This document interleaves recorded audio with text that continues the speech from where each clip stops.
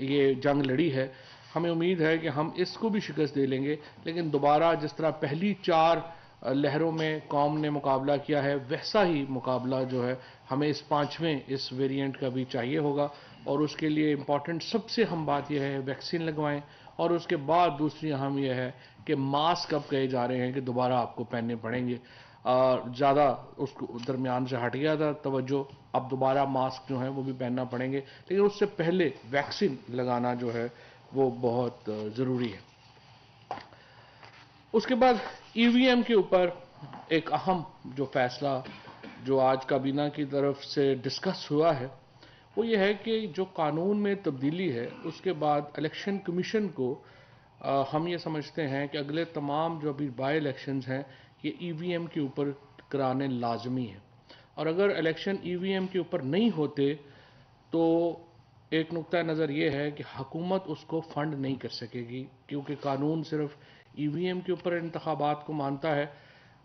Law minister صاحب جو ہیں ان کا بھی یہی خیال ہے کہ بادی النظر میں جو حکومت ہے وہ الیکشن کمیشن کو تبھی فنڈ الیکشنز کے لیے دے سکے گی جب وہ الیکشنز ای وی ایم کے اوپر ہوں گے، لہٰذا لیگل اوپینین بھی اپنی جو ہے وہ بنائے گی، وہ دے گی، اور بادی النظر میں جیسا میں نے عرض کیا کہ ہم صرف انہی انتخابات کو فنڈ کر سکیں گے آئندہ سے جو کہ ای وی ایم کے اوپر ہوں گے، اور اس لیے ہم چاہتے ہیں کہ الیکشن کمیشن اس کی طرف بھرپور طریقے سے آگے بڑھے، اور پارلیمنٹ نے چونکہ یہ اب مینڈیٹ دیا ہے، یہ لازم کیا ہے کہ الیکشن جو ہیں وہ الیکٹرانک ووٹنگ مشین پہ ہونے ہیں، لہٰذا اس کو فوری طور کے اوپر الیکٹرانک ووٹنگ مشین کے اوپر جو ہے وہ شفٹ کیا جائے۔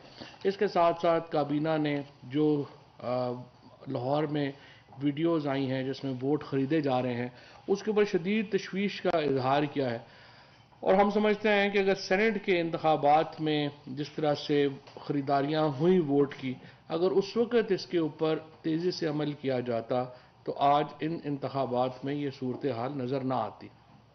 کسی بھی جمہوری ملک میں جہاں انتخابات بنیاد ہوتے ہیں حکومت سازی کی، وہاں بہت اہم ہے کہ الیکشنز کا جو سسٹم ہے وہ شفاف ہو اور اس کے اوپر تمام لوگوں کو اعتماد ہو، لہٰذا الیکشن کمیشن کا مضبوط ہونا بہت ضروری ہے، لیکن اس کے ساتھ ساتھ الیکشن کمیشن کا افیکٹو ہونا بہت ضروری ہے، اس کا کام کرتے ہوئے اسے نظر آنا چاہیے، اور ہم سمجھتے ہیں کہ الیکشن کمیشن کو اس معاملے کو ایک منطقی انجام تک پہنچانا چاہیے، نہ صرف سینٹ کے انتخابات میں جو ووٹ ریگنگ ہوئی اس کو، بلکہ اب لاہور والا جو ہوا ہے معاملہ اس کو بھی، اس کو آدھے راستے میں نہیں چھوڑیں، اس کو مکمل کریں۔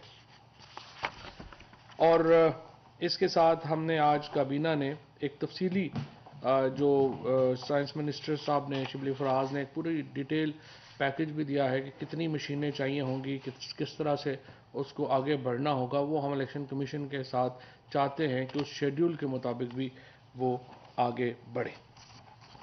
اس کے ساتھ میں آپ کو تھوڑا سا یہ بتاتا چلوں کہ سعودی عربیہ سے $3 بلین کا جو پیسہ جو ہمارا انہوں نے اسٹیٹ بینک میں رکھوانا تھا اس کی جو فارمیلٹیز جو ہیں وہ مکمل ہوئی ہیں، اس کے ساتھ $1.2 بلین کا جو تیل ہے اس کی فارمیلٹیز جو ہیں وہ مکمل ہو گئی ہیں، جو ڈیفرڈ پیمنٹ کے اوپر ہمیں ملے گا، اور اس کے ساتھ آئی ٹی ایف سی نے $762 ملین اضافی جو ہیں وہ پاکستان کو جو ہیں وہ دیے ہیں، جس سے فوری طور کے اوپر ڈالر کی قیمت میں استحکام آنے کا امکان ہوگا۔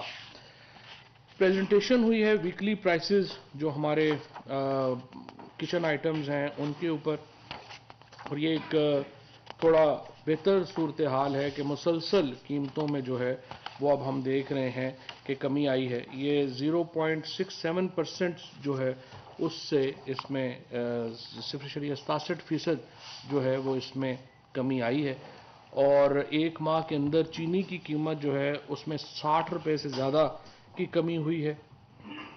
یہ چینی کی قیمت میں اضافہ ہوا تھا یہ بنیادی طور کے اوپر جب سندھ حکومت نے کرشنگ سیزن کو ڈیلے کیا اس کی وجہ سے جو ہے وہ ہمیں اضافہ دیکھنے میں آیا تھا، وہ تقریباً $60 کے سے زیادہ جو ہے وہ کمی ہو گئی ہے۔ پنجاب میں گنے کی 25 روپے فی پنجاب میں چونکہ جو 25 روپے فی کلو زیادہ تھا، سندھ نے اس کی کرشنگ روکی تھی جس کی وجہ سے یہ ہوا تھا. اب 60 روپے چینی کی قیمت جو ہے وہ نیچے آ گئی ہے. ہمارا جو امپورٹنٹ مسئلہ اس وقت جا رہا ہے وہ کراچی اور حیدرآباد جیسے شہر ہیں جہاں پہ بدقسمتی سے یہ جو کہہ رہے تھے کہ پی ٹی آئی کی حکومت جو ہے وہ بڑی نا تجربہ کار حکومت ہے، ان کو حکومت نہیں کرنی آتی.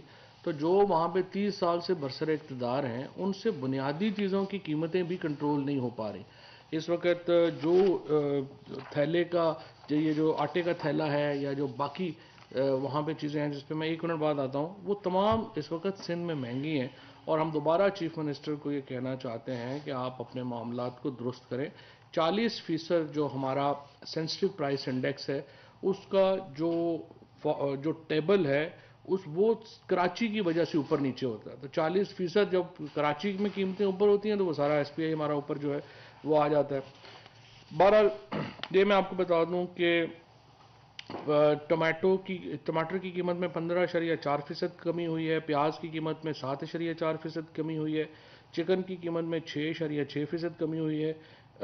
اسی طرح سے جو ویٹ فلور بیگ ہے اس کا قیمت جو ہے وہ -1%، 1% اس میں کمی ہوئی ہے.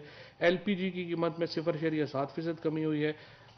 چاول میں ایک تو 0.6% کمی ہوئی ہے، لیکن اس کے ساتھ میں نے صبح یہ ٹویٹ بھی کیا تھا کہ اس سال پاکستان میں بمپر کراپ ہے چاول کی. تقریباً 9 ملین میٹرک ٹن چاول ہم نے اس سال ہمارے کسانوں نے پیدا کیا ہے، اور 4.75 ارب ڈالر یعنی 4 ارب اور 75 کروڑ ڈالر جو ہے اس سے ہمیں زر مبادلہ انشاءاللہ آنے کا امکان ہے، جو کہ ہمیں ایکسپورٹ سے جو ہے وہ ملے گا. اس کے ساتھ ساتھ جو باقی میں شہروں کا کمپیریزن تھوڑا سا صرف آپ کے سامنے رکھنا چاہتا ہوں. راولپنڈی، گوجرانوالہ، لاہور، فیصل آباد، سرگودا، ملتان، ان تمام جگہوں کے اوپر 20 کلو کا جو آٹا ہے وہ 1100 روپے کا ہے، لیکن کراچی میں 1404 روپے کا اور حیدرآباد میں 1443 روپے کا. اسی طرح سے پاور میں بھی 1100 کا ہے، بنو میں 1147 روپے کا ہے، کوئٹہ میں، خزدار میں، کیونکہ یہاں پہ بھی کراچی کا ہے تو ان شہروں میں بھی جو ہے وہ 1400 روپے اور 1386 روپے کا ہے. لیکن آپ اندازہ لگائیں سب سے مہنگا آٹا اس وقت پاکستان میں حیدرآباد میں ہے جو 1443 روپے کا ہے، اور اس کے بعد کراچی میں ہے جو 1404 روپے کا ہے. باقی تمام پاکستان میں آٹا جو ہے وہ اس وقت 1100 روپے میں جو ہے وہ مل رہا ہے. اسی طریقے سے چینی میں آپ کو بتا دوں، راولپنڈی، گوجرانوالہ، لاہور، فیصل آباد، سرگودا، ملتان، بنو، پشاور، ان تمام میں 90 روپے کی ہے چینی. اور اگر چینی اس وقت مہنگی ہے تو وہ کراچی میں ہے جہاں 100 روپے کی جو ہے وہ مل رہی ہے، اور اس کے بعد یہ جو خزدار ہے وہاں 96 روپے کی مل رہی ہے. باقی ہر جگہ کے اوپر تقریباً چینی جو ہے وہ 90 روپے کی اس وقت اویلیبل ہے. اس کے ساتھ جو ہمارا دال مونگ ہے اور جو چنا ہے وہ بھی ہمارے زیادہ تر شہروں میں جو ہے وہ 115 روپے 142 روپے کے درمیان ہے. کراچی میں یہ 195 روپے کا اور حیدرآباد میں 159 روپے کا، جو کلیئرلی بتاتا ہے کہ جو سندھ حکومت ہے وہ انفارچونیٹلی اپنے معاملات جو ہیں ان کو نہیں دیکھ پا رہی، اور وہاں پہ کراچی اور حیدرآباد کی جو مہنگائی ہے اس کی وجہ سے ہمارا ایک over all sensitive price index جو ہے وہ خراب ہو رہا ہے. باقی جو آئٹمز ہیں پاکستان، انڈیا، بنگلہ دیش اور سری لنکا کا اگر آپ کمپیریزن کریں تو اس میں تقریباً تمام چیزوں میں سوائے چائے کے، چائے ہمارے ہاں 1309 روپے کی ہے کے جی، بنگلہ دیش میں 897 روپے کی ہے، انڈیا میں 1203 کی ہے اور سری لنکا میں 1170 کی ہے.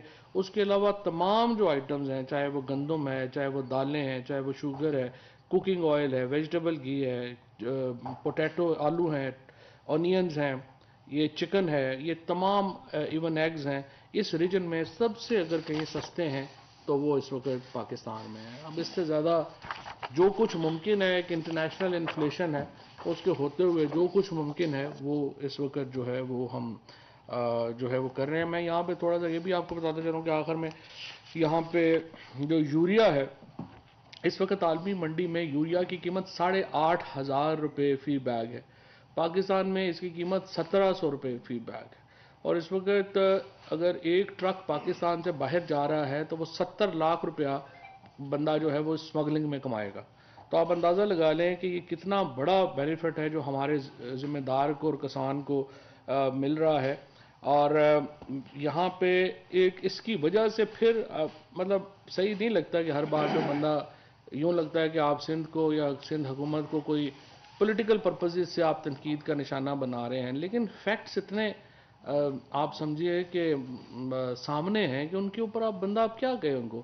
ابھی بھی آپ دیکھیے کہ اچانک جب یہ قیمت میں اتنا بڑا فرق آیا ہے کہ 1700 روپے کی بوری یہاں پہ ہے اور تقریباً 8500 کی بوری جو ہے وہ عالمی منڈی میں 10,500 روپے کی بوری ہے اور یہاں پہ 1700 روپے کی ہے. اچانک 6 مہینوں میں سندھ میں یوریا کی کھپت جو ہے وہ 53% بڑھ گئی ہے.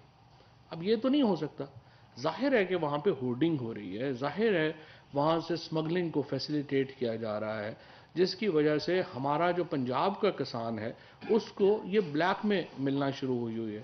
اور اس کے اوپر بھی میں یہ سمجھتا ہوں کہ سندھ حکومت کو جواب دینا چاہیے اور اس ہورڈنگ کو ہر صورت میں جو ہے وہ ختم جو ہے وہ کرنا چاہیے. ہم نے پنجاب میں اس کے اوپر نوٹس لیا ہے اور 400 روپے تک کی اس میں کمی آئی ہے. تقریباً 347 ایف آئی آرز کی گئیں، 244 جو ہیں وہ گرفتاریاں ہوئیں، 21,111 انسپیکشن ہوئی اور 480 ویئر ہاؤس سیل کیے گئے اور تقریباً 3 کروڑ روپے کے قریب جو ہے وہ جرمانہ کیا گیا. یہ پنجاب میں ہو رہا ہے. سندھ میں بدقسمتی سے چونکہ یہ سارے خود ہی وہاں پہ ملوث ہیں تو وہ کس کی تلاشی لیں؟ اب کیبنٹ کی تلاشی لینے سے تو وہ رہے. اچھا جی، اس کے بعد جو ویسے تو یہ میں نے اس پہ بھی بات کرنی ہے، یہ جو ہمارا ماشاءاللہ آیا ہوا ہے ای وی ایم کا جو آج ہائی کورٹ میں جو ہوا ہے، رانا شمیم صاحب کا جو ایفیڈیوٹ ہے اس کے اوپر بھی، لیکن کچھ میں آپ کو فیصلوں کا پہلے بتاتا چلوں. پیٹرولیم ڈویژن نے کابینہ کو ذیلی اداروں میں ایم ڈی اور سی ای او کی خالی اسامیوں کے حوالے سے بریفنگ دی ہے. 4 اسامیاں خالی ہیں، ان پہ تعیناتی کا عمل جاری ہے. سرین ایئر اور پرنسلی جیٹس اور پی آئی اے سی ایل کو قومی ہوا بازی پالیسی 2019 کے تحت ان کا جو لائسنس ہے اس کو رینیو کیا گیا ہے، تجدید کی گئی ہے اس کی. کابینہ نے وزارت ہوا بازی کی سفارش پر سول ایویشن اتھارٹی رولز کے تحت ہوائی اڈوں کے اطراف میں قائم بلند عمارتوں کی حد مقرر کرنے کی منظوری دی. یہ وزیر اعظم صاحب کا ایک بڑا ہی زیادہ آپ سمجھے کہ موقف ہے کہ ہمارے شہر جس طریقے سے بڑھ رہے ہیں یہاں پہ ہمارے غذائی قلت ہو جائے گی. شہروں کو باؤنڈ کرنا ضروری ہے تاکہ وہ ایک اوپر جائیں اور ادھر جو ہے وہ نہ پھیلیں. اس کے ساتھ ساتھ میں آپ کو یہ بھی بتاتا ہوں کہ امین اسلم صاحب کو یہ سونپا گیا ہے کام کہ وہ جو لاہور میں اسموگ ہے اور یہ باقی شہروں میں بھی اب پھیل رہی ہے، اس کے اوپر ایک لانگ ٹرم پالیسی لے کر آئے. کیونکہ اسموگ کے اوپر ہم بات تو کرتے ہیں جب تکلیف ہوتی ہے، جب ختم ہو جاتا ہے تو پھر ہم اس کے اوپر چلے جاتے ہیں. تو ایک لمبی پالیسی جو ہے وہ ہمیں اس کے اوپر چاہیے کہ وہ کیا کریں گے. اس کے ساتھ ساتھ جو کاپ میں جو ریپرزنٹیشن تھی ہماری منسٹری آف انوائرمنٹ کی، اس کو بھی کابینہ نے اور پرائم منسٹر صاحب نے سراہا ہے کہ اس میں بہت کامیابی سے انہوں نے پاکستان کا موقف سامنے رکھا. وزارت کامرس کی سفارش پر کابینہ نے پاکستانی سفارتخانے تہران میں تعینات عملے کو ہارڈ شپ پالیسی کے تحت وطن واپسی پر ذاتی استعمال کی گاڑیاں درآمد کرنے کی اجازت جو ہے وہ دی ہے. تبلیغی جماعت پاکستان آنے کے لیے ویزے کی مدت 120 دنوں سے بڑھا کر 150 دن وہ کر دی گئی ہے. اب یہ ای ویزا لے سکیں گے. ہمارے اجتماع میں بہت تبلیغی حضرات جو ہیں وہ آتے ہیں پوری دنیا سے، ان کو بھی ای ویزا کی سہولت جو ہے وہ دے دی گئی ہے. ای او بی آئی کے جو چیئرمین ہیں ان کی جو امپلائمنٹ رولز ہیں ان کی منظوری جو ہے وہ دی گئی ہے. اوورسیز امپلائمنٹ پروموٹنسز جو ہیں وہ ان کو پروموٹرز جو ہیں ان کو لائسنسز بھی دیے گئے ہیں. لیکن وزیر اعظم صاحب نے یہ ہدایت کی ہے کہ ایک تو ایف آئی اے جو ہمارے اس وقت ہیومن ٹریفکنگ ہو رہی ہے اس کے اوپر ایک پورا جامع اس وقت ایک لانچ کرے اپنا پروگرام اور ان کو پکڑے جو یہ اس وقت ہیومن ٹریفکنگ میں ملوث ہیں. اور دوسرا جو پروموٹرز ہیں جن کو لائسنس دیا جا رہا ہے، تقریباً 16.5 لاکھ لوگ پاکستان میں 3 سال میں باہر گئے ہیں، باہر کے ملکوں میں مختلف ویزوں کے اوپر گئے ہیں. اب یہ اتنی بڑی تعداد باہر گئی ہے تو اس کو ہم یہ چاہتے ہیں کہ پتہ چلے کہ یہ تمام جو ویزے تھے یہ جائز طریقے سے استعمال ہوئے لائسنس میں. اس کے اوپر بھی ایک کمیٹی جو ہے اس کی تشکیل جو ہے وہ کی گئی ہے.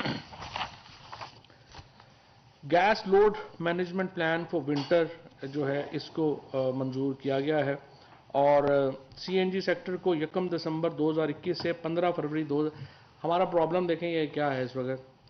9% پچھلے سال ہمارے گیس کے ریزروز جو ہیں وہ ڈپلیٹ ہو گئے یعنی کم ہو گئے اور اس سال پھر 9% ہمارے کم ہو رہے ہیں. بہت بڑی تیزی سے ہمارے گیس ریزروز جو ہیں وہ ڈپلیٹ ہو رہے ہیں اور جو نئی گیس کے ذخائر کی جو تلاش ہے ان میں ہمیں اتنی بڑی کامیابیاں نہیں مل رہی.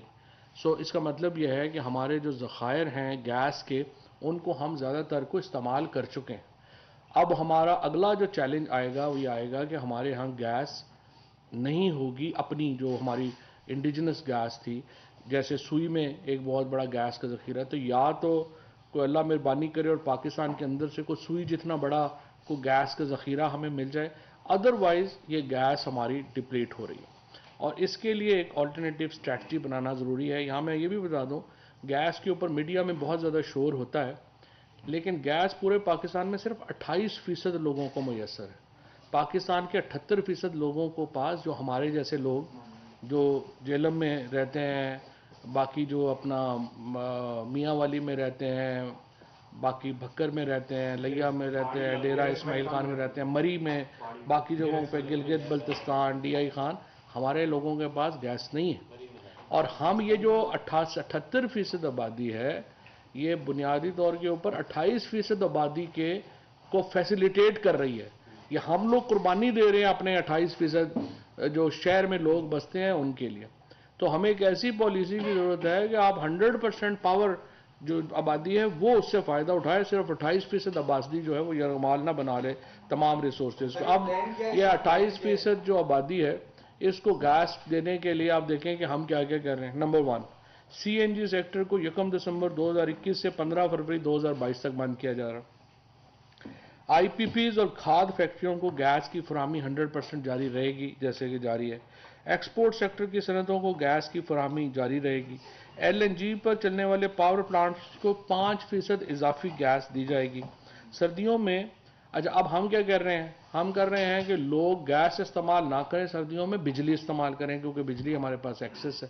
سو اس کے لیے کیا کیا ہے کہ گھریلو صارفین کے لیے جو بجلی کی قیمتیں ہیں ان میں کمی کی گئی ہے تاکہ وہ ہیٹر اور اسپیشلی جو گیزر ہے اس کے لیے وہ ادھر جائے. اور 12.96 پر کلو واٹ جو ہے اب اس کا ایک سٹینڈرڈ ریٹ پر یونٹ جو ہے وہ دیا گیا ہے تاکہ لوگ جو ہیں وہ بجلی کی طرف آئیں. سی این جی سیمنٹ اور کیپٹیو پاور سے بچنے والی گیس کو گھریلو صارفین کے لیے استعمال کیا جائے گا. اس طرح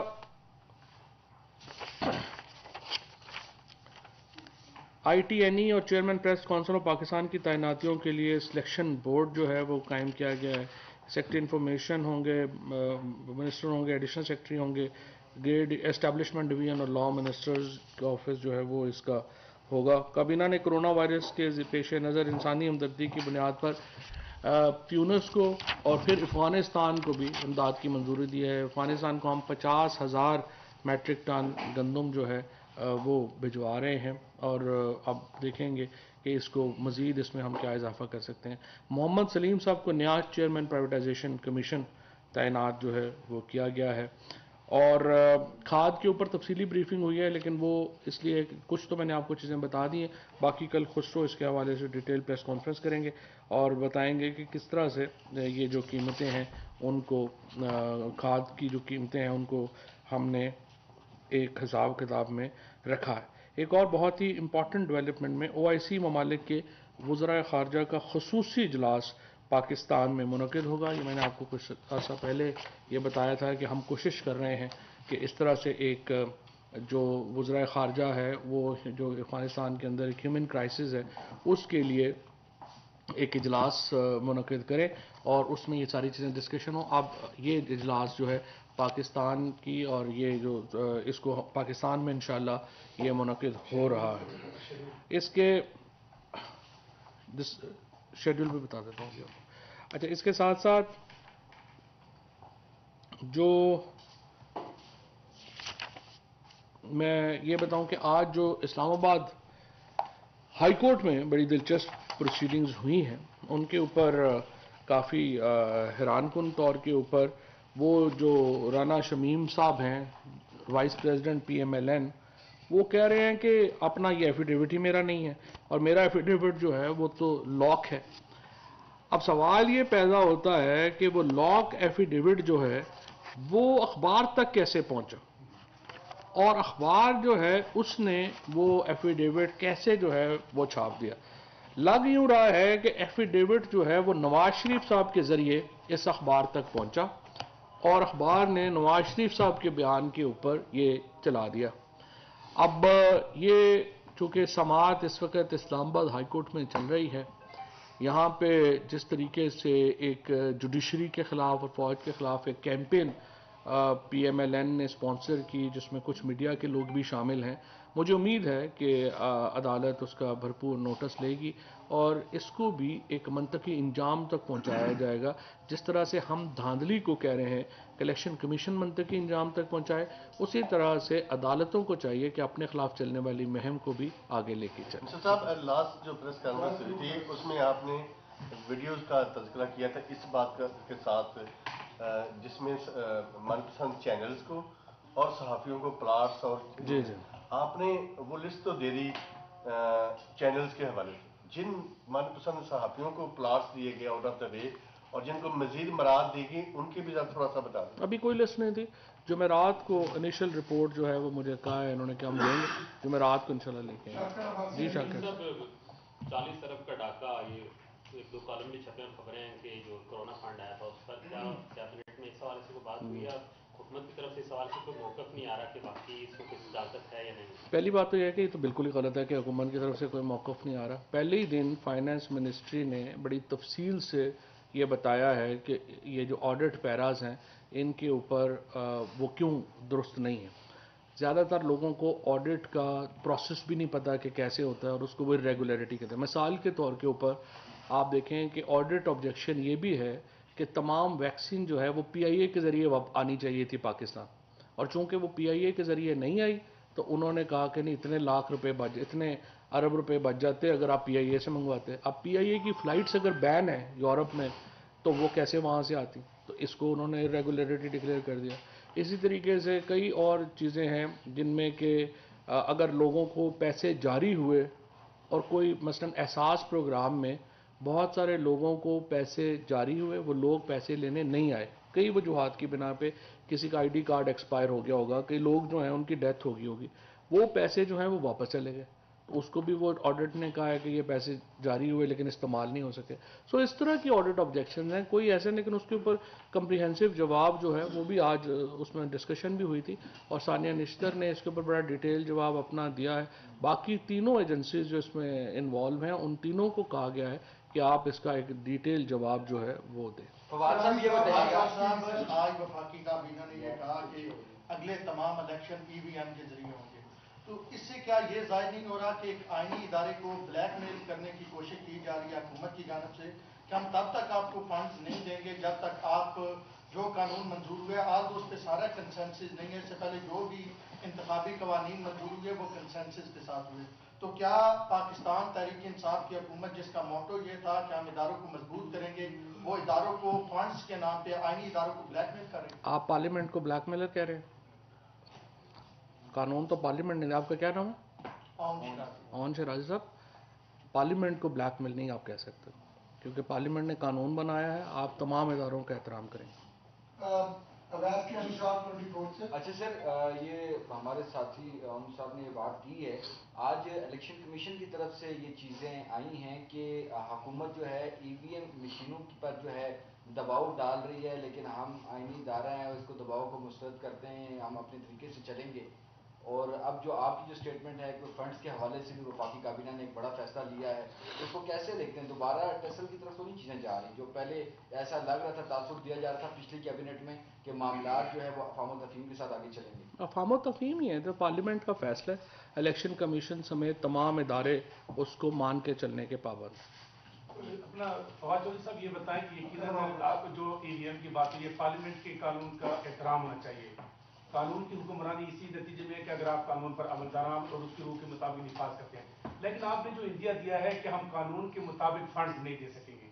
اب ایک دو زندگی الیکشن کی بات نہیں ہے، نگران حکومت نے اس ملک میں پاکستان میں عام انتخابات کرانے ہیں، اور اگر آپ کی نظیر قائم ہو جاتی ہے، نگران حکومت کے وقت اس پاکستان میں قیاس پیدا نہیں ہو جائے گا، وہ کیسے انتخابات کرائیں گے؟ شکریہ۔ نگران حکومت تو تب آتی ہے جب فنڈز ریلیز ہو چکے ہوتے ہیں، پہلی بات تو یہ۔ دوسری بات یہ ہے کہ نگران حکومت ہو یا منتخب حکومت ہو یا کچھ بھی ہو، وہ اس وقت تک آگے بڑھ نہیں سکتی جب تک اسے قانون جو ہے وہ یہ اجازت نہ دے۔ تو قانون اگر اجازت دے گا، لا منسٹری جو ہے وہ اس کے اوپر غور کرے گی، ہم تو ظاہر ہے کہ اپنی لیگل اوپینین جو بھی آئے گی اس کے مطابق چلیں گے۔ اچھا سر، آپ نے کووڈ کے نیو ویریئنٹ کی بات کی، تو انٹینسٹی کو مد نظر رکھتے ہوئے کہیں دوبارہ سے لاک ڈاؤن کی طرف تو نہیں جائیں گے اگر یہ خطرہ آ گیا؟ اللہ کرے کہ ایسی صورتحال پیدا نہیں ہو، لیکن یہ تو اب صورتحال کے اوپر ہے کہ کس طرح سے آگے معاملات جاتے ہیں۔ فوری طور کے اوپر ایسا خدشہ نہیں۔ سر جلسوں کا موسم ہے، پی ڈی ایم اور شہباز شریف کی طرف سے روز مطالبہ کیا جاتا ہے وزیر اعظم کے استعفے کا۔ یہ تو برساتی مینڈک ہیں، سردیوں میں نکلتے ہیں اور گرمیوں میں غائب ہو جاتے ہیں، تو پی ڈی ایم کی اتنی اب کیا اس کے اوپر کیا بات کریں۔ Thank you sir.